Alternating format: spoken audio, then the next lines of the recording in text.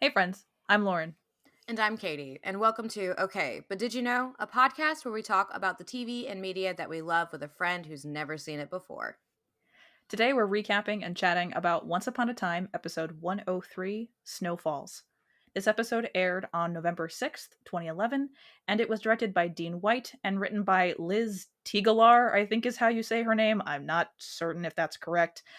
Dean White, I love him. He only directs, I think, in the first season, but he's directed some of my favorite episodes.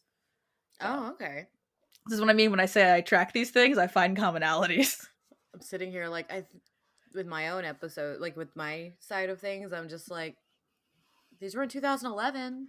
I Yeah. don't have the same information. All right, before we get into the chat, let's go over a little bit of a synopsis for the episode.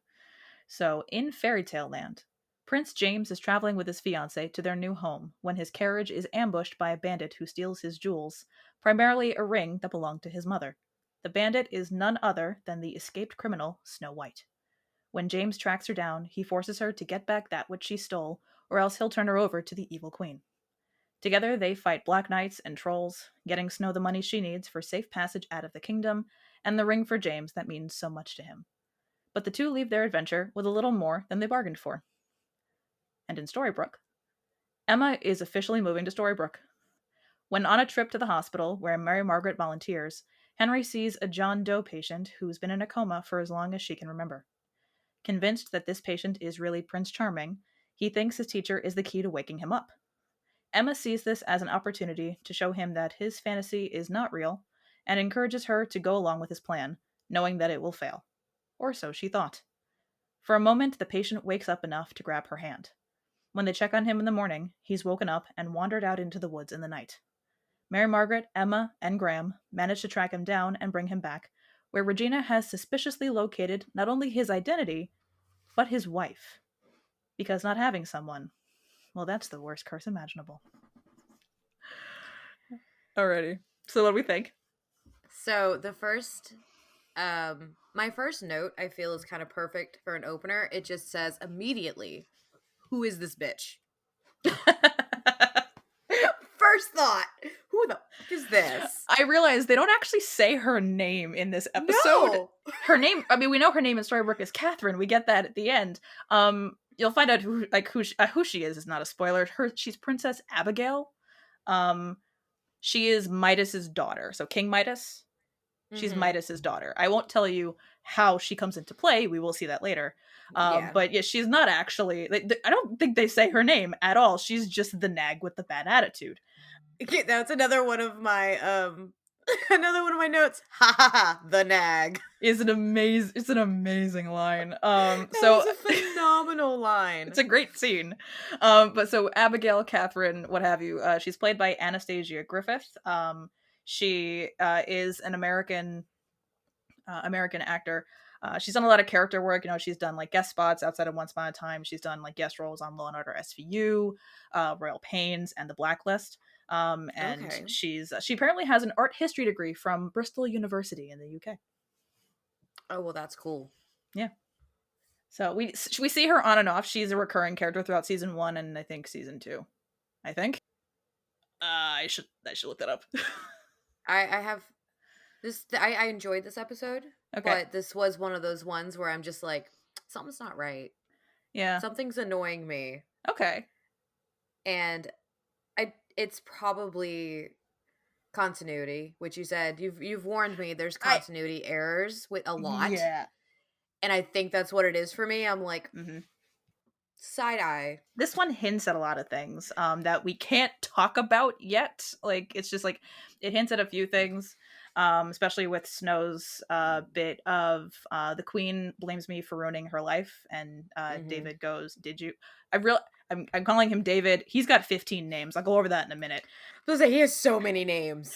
Charming. I'll just call him Charming for right now. Charming says, did you? And she just goes, yes. So this is our first inkling, or I guess our next inkling into what may have happened between the two of them. Yeah, because that's the basis for everything of like why there's even a curse is what the hell did Snow do to the queen? Exactly.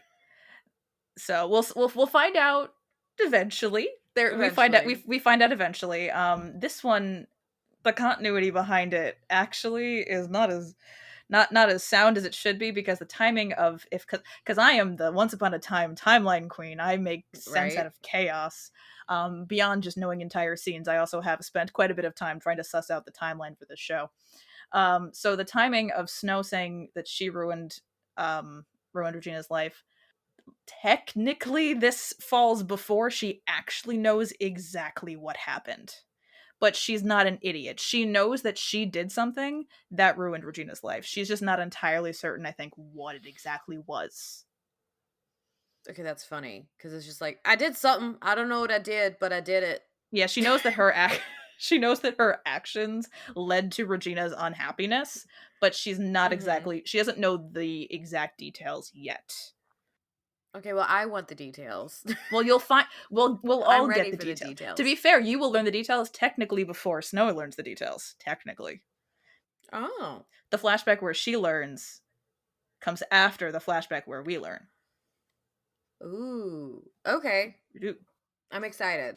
That's the, me too. I'm excited for that, for you to watch that episode, because as soon as you see what it, like, you see the title or just what it's about, you're going to know that this is the episode. Well, now I You want to are. watch more. See, this is the Well, problem. I just keep wanting to with, watch more, and I'm like, we're doing this once a week. I know, with one episode a week, and like, well, this is, I think this is the best way to take in the show, is because you kind of get the time to kind of take everything in and kind of process everything we're learning. Mm-hmm.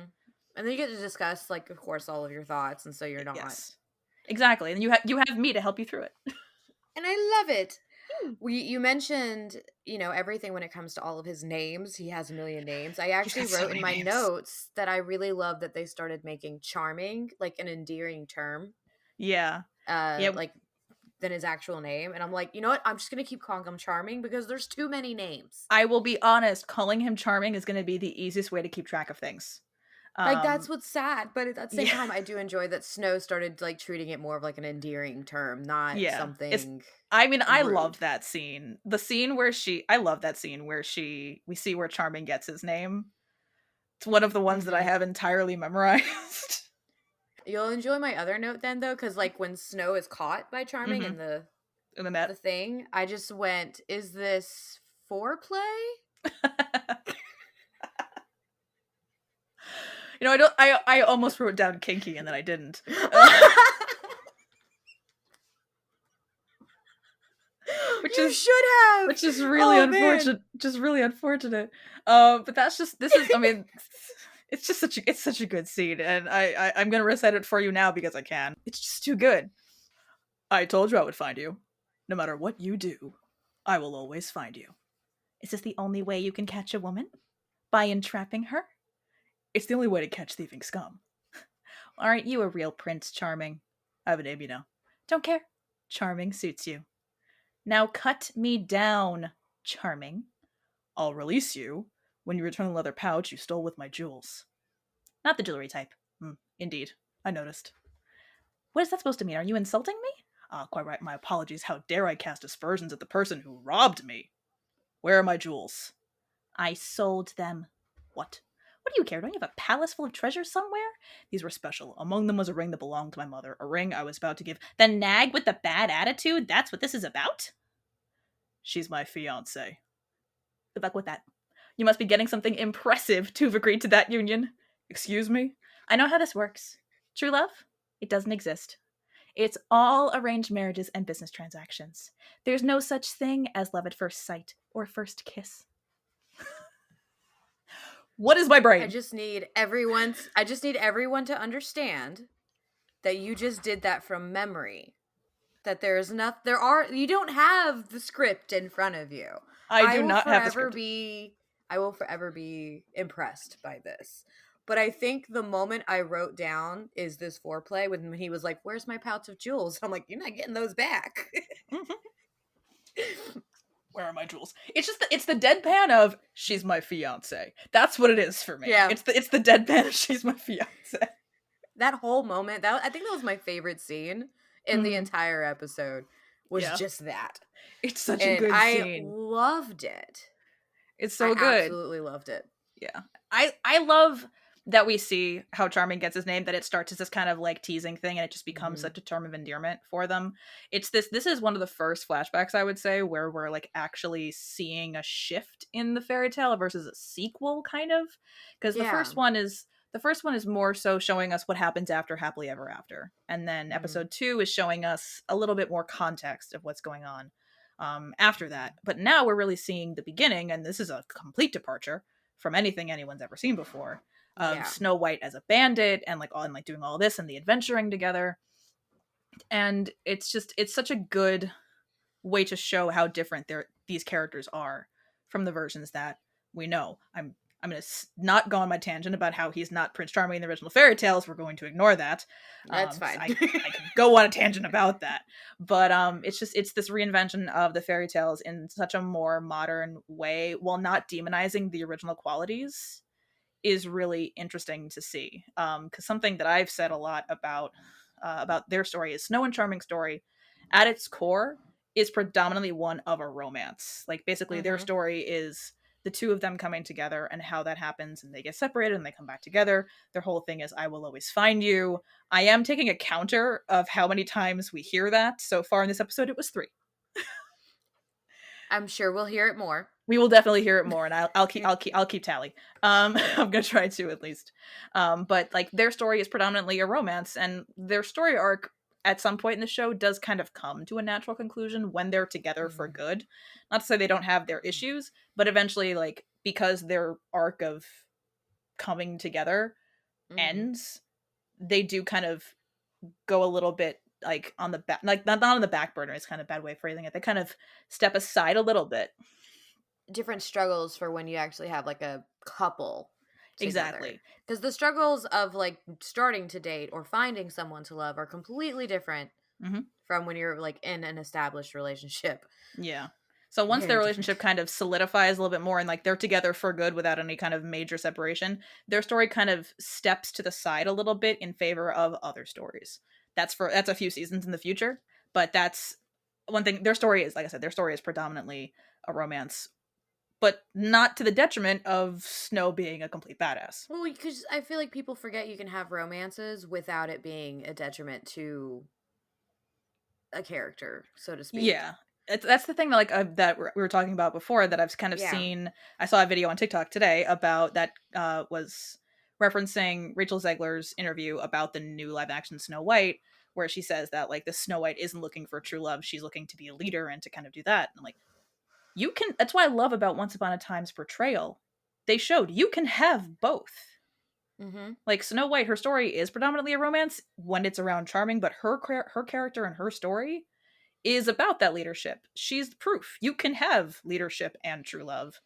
It's not, I don't view it as modern to basically just have them be only focused on being like the best leader and the best person they can be, which is great, but it does a disservice to the original stories and what they provided.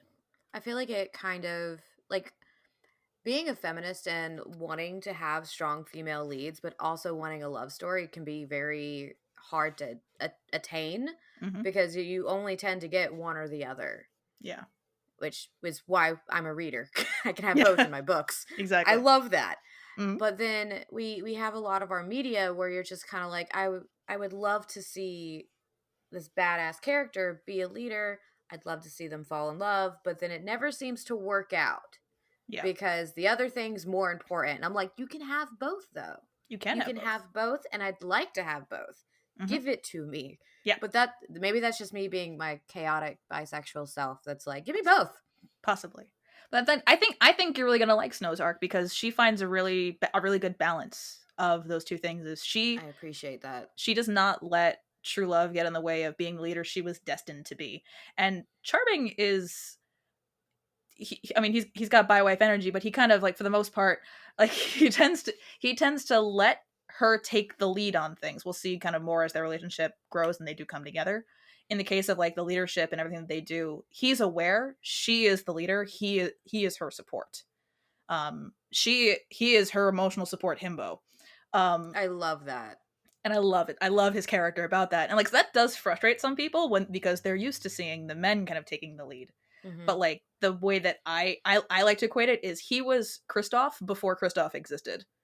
Oh, I love that. Because Kristoff's thing of "my love is not fragile" Yes. is Sorry, exactly I'm a charming. mom, so like I remember seeing that when it first came out, and I think I like cheered at my TV because I was like, yes, finally, we have this happening. Mhm. Like, that is exactly charming. Is his love is not fragile. He is okay letting her take the lead and being her support when she needs it. And I love that. And we need more of that. We need Mhm. more of this representation, I guess is a word for it. We Yeah. we need more of that for like our younger people. It's not just the fact that we want girls to be able to have princesses that they can look up to that are leaders. It Mhm. makes me think of the song that was added to the live action Aladdin. Mhm. The song she sings Yep. very much like trying to pull like Jasmine's not just a princess. Like I feel like we need more of that, but also for young men and Mhm. young male presenting, or I don't know how to word that. How do you word that? Young male presenting kids. Young male presenting kids need that example too of like I can love somebody but not have to take care of everything for them and give them the space to do it Yeah. themselves. Yeah, exactly. But we don't get to see that very often. No, we don't. Josh Dallas can be the leader that these kids need. I love that. I love this man so much. Like, Just very interesting hearing from you. he's I mean he's my emotional support himbo, even though I'm sure he's very smart. Um Oh, he's so because actually it didn't really occur to me until I started watching this. He's not actually in the second episode at all. he's not. We don't see him because he's not. I mean, Snow's not in the flashbacks, and they don't go to the hospital at any point because he's still in the coma until halfway through this episode. So he's not in episode 2 at all. So this is the beginning. Well, because also to be fair, he was also remember he was supposed to die in the pilot, so Oh yeah, that's one of my notes. I went, yay, he's not dead. he's not dead, just coma. Just a good little coma. Just a tiny coma. It's fine. Um, I'm sorry, I think that one broke me. Just a tiny coma. just a little one. It's fine. Just a little one for 28 years. It's fine. My eyes are watering after that one. That one was wonderful. Thank you. I'll be here Thumbs all up. night.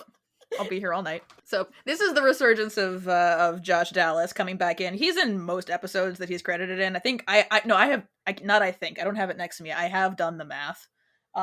He's only in a few less episodes that he's actually credited in than Jennifer Goodwin. I did the Oh math, but like wow. months ago on who's the most heavily featured actor by like taking like their total episodes like that they're credited in and subtracting like their credit only because I got bored one day. I'm bored. Let's look at data. This shocks no one. That is Lauren. Entirely. Let's make a spreadsheet. We just say spreadsheets 3 times anytime we're like in a group call or a live just to see if we can summon you, and it usually works. It does tend to work. I shouldn't call Josh my emotional support himbo. He is actually very smart. At 16, he received a full ride scholarship to attend drama school in the UK. That is given to, Wow. I think, one American student every 3 years. So he is very smart and very good at Three what he does. years? It's like one every 3 years. Wow. So he is very smart, very good at what he does. So he went to drama school in the UK. He's performed with the Royal Shakespeare Company, the Royal National Theatre, and many, many prestigious theatre companies in the UK. You're dropping things that I'm like, oh wow. I cannot call him my emotional support himbo. He is very smart. In addition to charming, one of his main roles that people would know him from, he's most notably, I should say, known for the character of Ben Stone in Manifest that he was on after Once Upon a Time. I haven't seen it. I've only seen the half of the first season, because this is a thing for me that I have issues with when shows are filmed in locations that are set in locations that I know very well, but they're not filmed there. It gets Mm-hmm. far too disorienting for me, and because it's set in Mm. New York City and like the lower New York State area, they mention towns or they mention like one time they literally mentioned my exit off the highway. I don't know why they got that specific, Oh but wow. they mentioned like going left off this exit and then they're in farmland. I'm like, that's a state park. No. um so like I couldn't. I get that because there's like movies I've watched, and a lot of movies take place in Georgia. We have a Mhm. huge, Yeah. huge deal with like Georgia's like I think the top third I think where so, yeah. shows and movies are now like where they actually produce a lot of movies. Yeah. Last time we were in Atlanta, we actually saw them building like new lots Oh, wow. specifically to start doing more. But quite a few things have been filmed in like Savannah, and I grew up going to Savannah constantly. I know Mhm. River Street practically like the back of my hand.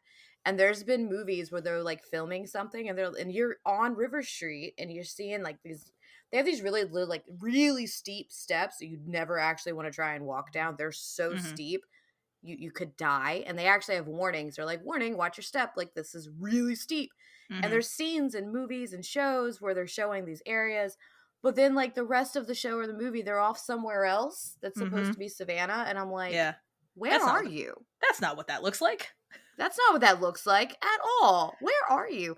So it's very interesting when you have like location stuff like that, Yeah. which I always think is funny. For Manifest, actually, I could have been an extra in the pilot. I was busy that day. Because the pilot, well, because Oh it's no. it's about a plane that gets lost. One of the few times they filmed at the location that they said they were going to, the plane that lands at Stewart Airport, which is not very far from me. Yeah. And they did a wide call basically just to locals within like a 30-mile radius, like, "Are you free this day? Please come. We need a lot of people." But I wasn't free that day. I was working, so There's the goal. There's the goal. We just end up extras one day. that's the goal. So unfortunately, I did not get to share the screen with Josh Dallas, but he spent many months not too far from me. Um, That's actually really cool. I know. So you think it's cool? Where I work, a lot of stuff films. It gets annoying hmm really quickly. The last Clint Eastwood movie was filmed in Augusta. Oh, okay. Like one of the bar that my husband and I actually met at had to be like closed down because it's in a basement with it's an outside access, so it stairs down into it, but Hmm. there's a bank above it. Okay.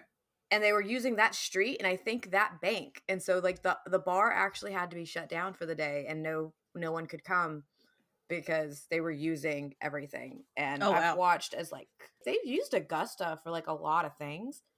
It's really cool seeing it, but Yeah. then you're like, all right, I saw it. It's like I just want to get where I'm going now. Now it's just kind of getting in the way. Yeah, maybe that's how people feel in LA all the time. Probably.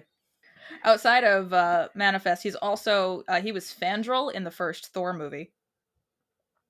No, Yeah, with the goatee. That's real. him. Wait a minute, are you serious? That's Josh Dallas. Hold up. He is not Fandral in the second one because I believe it was conflicting with filming of season 3 of Once Upon a Time. So he's recast as Zachary Levi in the second movie in Dark World, but he is Fandral in the first one.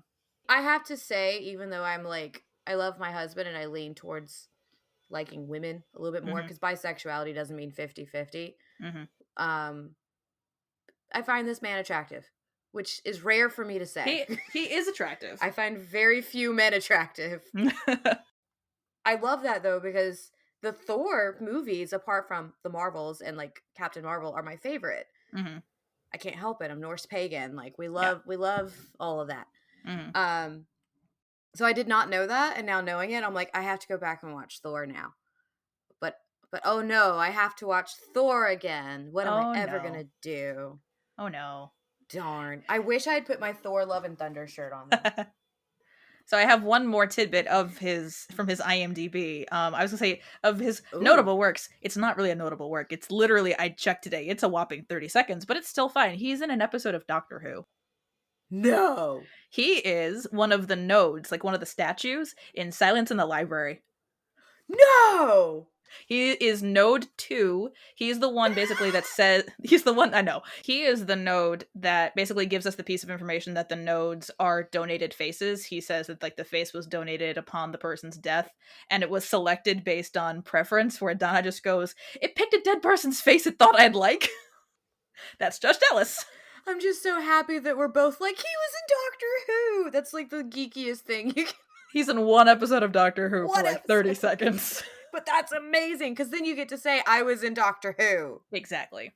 So what I like in this episode, not to bring us back off of that massive tangent. I like that, like I said, with the flashbacks this time, it's really more like the reinvention of the fairy tale. But this is also one of the first times that the flashback is actually really directly correlating to what's going on Mm-hmm. in the main storyline, because we see Snow and Charming finding each other, and we in the Enchanted Forest, and we see Mary Margaret and John Doe, I aka think it David kept Nolan. me more like into watching it doing that though. Yeah. I feel like it makes for a better episode doing No, so. I agree. We'll see more of that going forward, where like the flashbacks. Season 1 is a little more episodic than other seasons, where like Yeah, it which almost makes seems kind of sense. like, yeah, it almost feels like we're kind of doing like one contained episode that kind of fits into the grand scheme of things, versus like seasons 2 on are more cohesive plots kind of thing, going Hmm. like each episode kind of correlates to each other.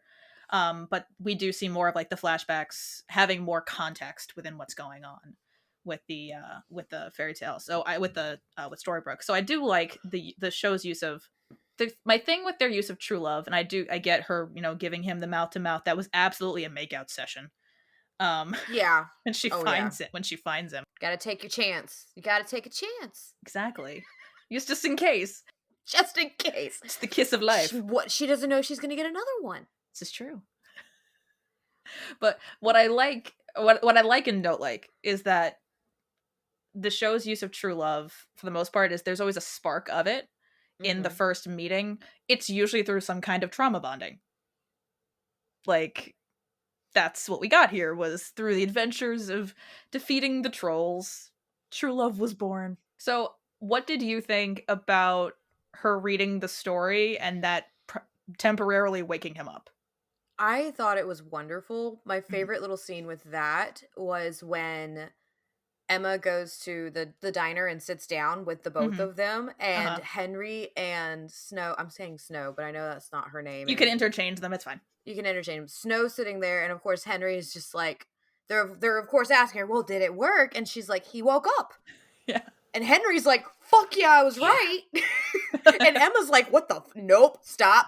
Everybody stop. We're going to take a breath." And I Mhm. just really, really loved how Snow looks at Henry and goes, "Yeah, let's do this." And they're Yeah. just gone. She's good. She's good to go. I love that moment because Henry's like, "Fuck yeah, I was right." And I wrote down, "Yes, Henry, I believe you. Fuck that curse." Well, I hadn't noticed this at the very beginning of that scene when Emma asks Henry, "Where does your mom think you are?" And he says, "Whack-a-mole." And she goes, "And she bought that?" And he went, "She wants to believe it, so she does." Oh, imagine that. I never caught that. And I've watched this episode tens of times. Like That's hilarious. alluding back to like the just because you believe something doesn't make it true. Like I've never caught that before, and I'm like, I love that. The Henry scenes are cute, but I have children, so for me, it's like that kids act the way that they do. Hmm. There hasn't, thankfully, been a moment that I just want to feel like I want to slap the kid, but Okay, that's good. those happen even in reality. Hmm. So I didn't write it down, weirdly enough. The thing, like, it's definitely not appropriate to be meeting a child, one of your students, for breakfast outside of no, school not hours. really. It doesn't matter who the We're kid is or how small the town is, which, even to be fair, if it's a small town, it's even less okay. we're definitely seeing some interesting things that are like, I don't think that works that way. I think every episode we've had that's not how that That's works. not how that works. But But yeah. but okay. My last note that I Mhm.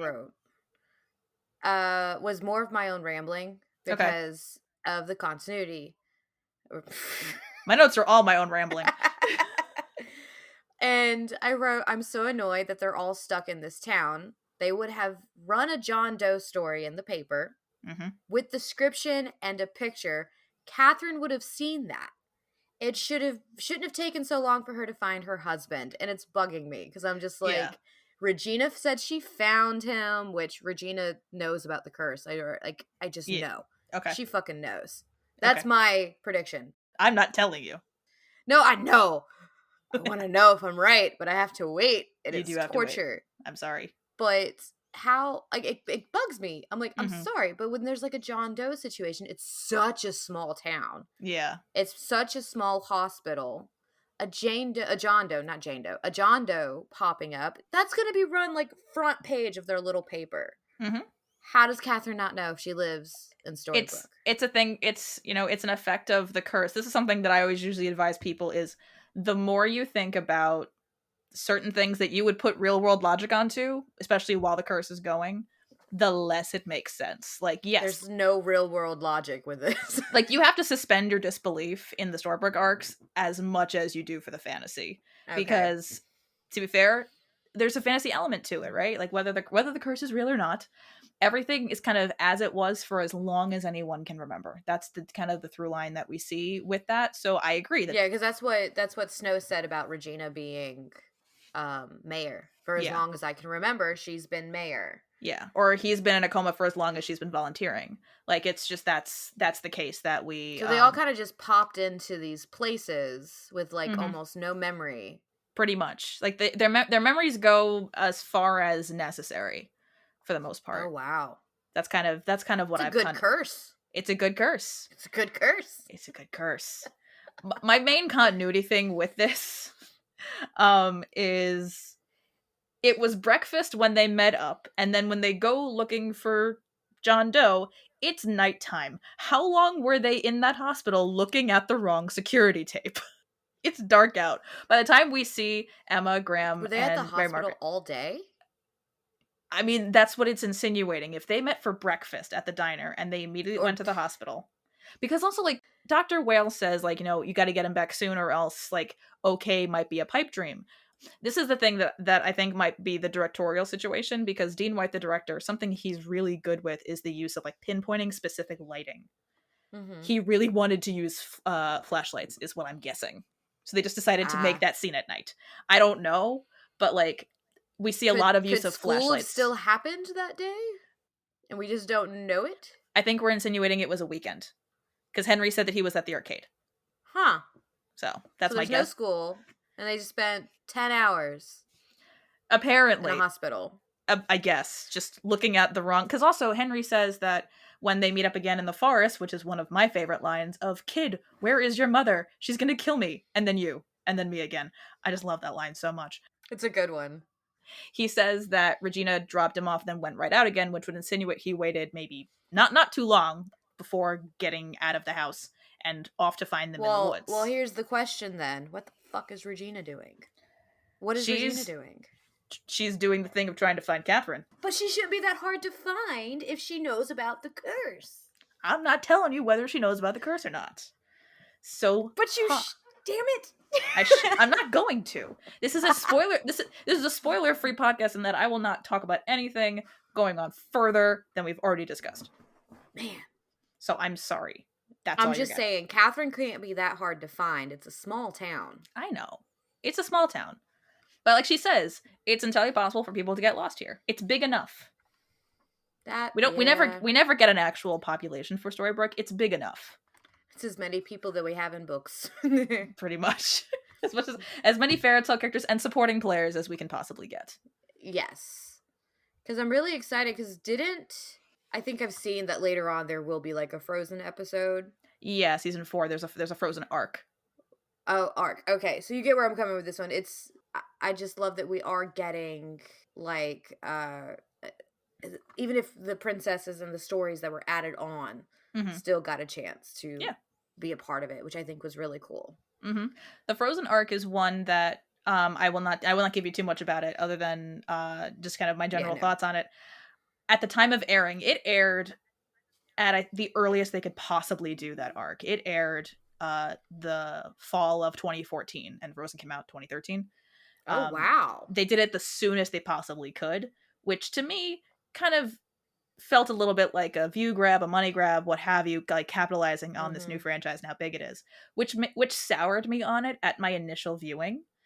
But then I did a rewatch recently, and I watched it, and I really just kind of watched it in context with the story, kind of removing myself from like those thoughts of they're just doing this for money.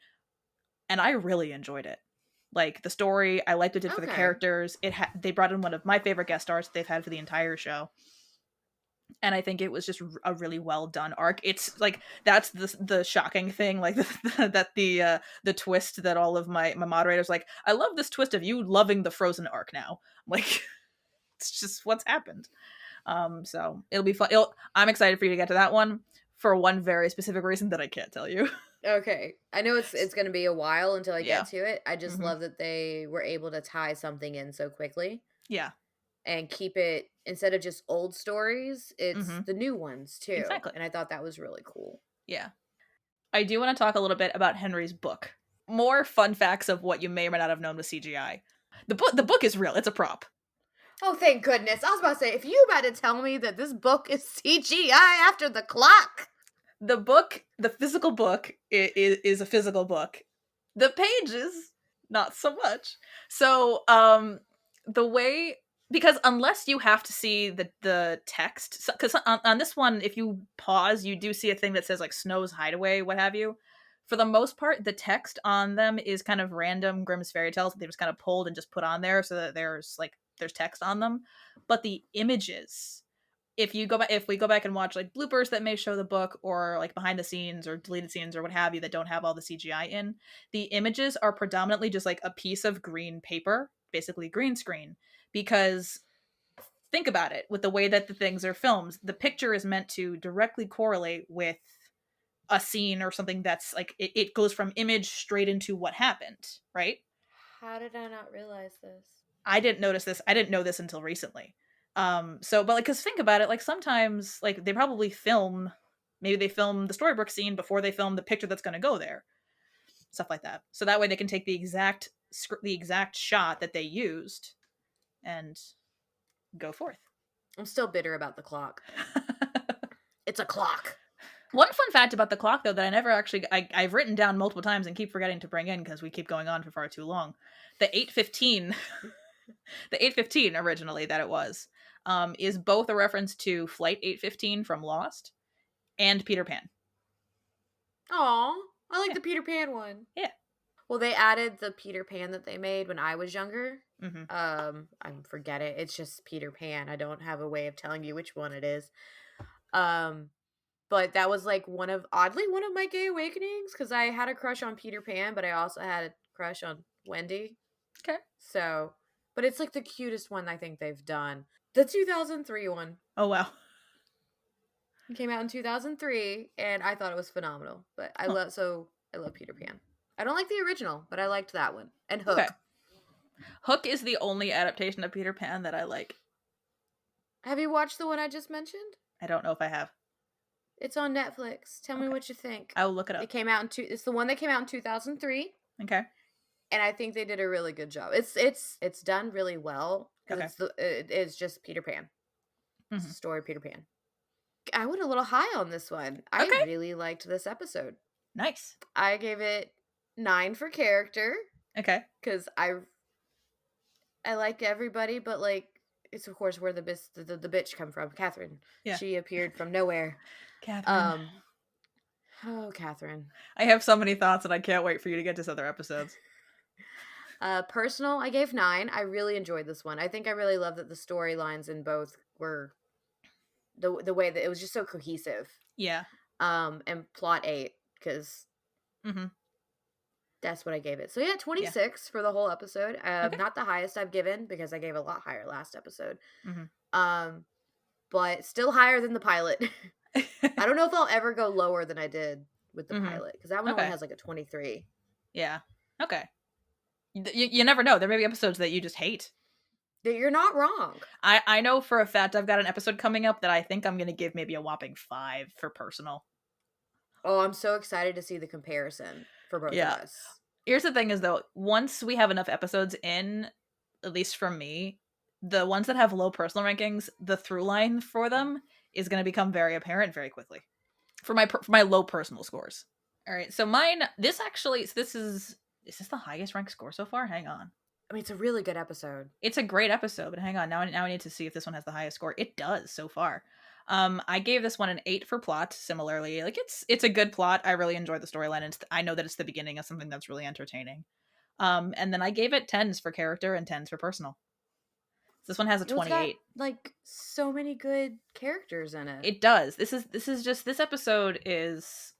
I love this episode. There's so much going on, even for Regina barely being in it, because I mean we know she's my favorite, but with so much else going on, it's just a really well written story. I really like the reinvention of everything going on. It's got Snow and Charming being adorable, and they're always adorable. Yeah, I love them. I have one more for you. Emma wearing Regina's shirt during the episode. Oh yeah, I forgot about that for a second. Yeah, that one. That was interesting. Yeah. The line of like, is this your mother's? She wouldn't even notice. And then she just goes, She noticed. Like, enjoy my shirt because that's all you're getting. Like, ma'am. Like, That line alone is just like, okay. It's so good. And like that's one that like the Swan Queen is the ship name that is the two of them. Yeah. Um that's been dubbed the Swan Queen shirt. We do actually see Regina wear it once, I believe in the second episode of season 2. We Okay. do see her wear it at some point. I mean, it is her shirt, but it's just But Emma had to give it back. exactly. In theory, she would have needed to at least pass that back through Henry somehow. But this one, if I shipped it in canon, I'd be like, this is the moment. But like now, I'm just like, yeah, this is where people get this from. Thank you all for listening. Join us next time when we discuss Bob's Burgers season 1, episode 5, Hamburger Dinner Theater, and season 1, episode 6, Sheesh, Cab Bob. Don't forget to like, rate, and follow the podcast wherever you listen so you can be notified every time we publish a new episode. And follow us at OBDYK_pod on Instagram and TikTok. This has been an episode of Okay, but Did You Know? A TV and media podcast. It was hosted by Lauren and Katie and edited by Lauren.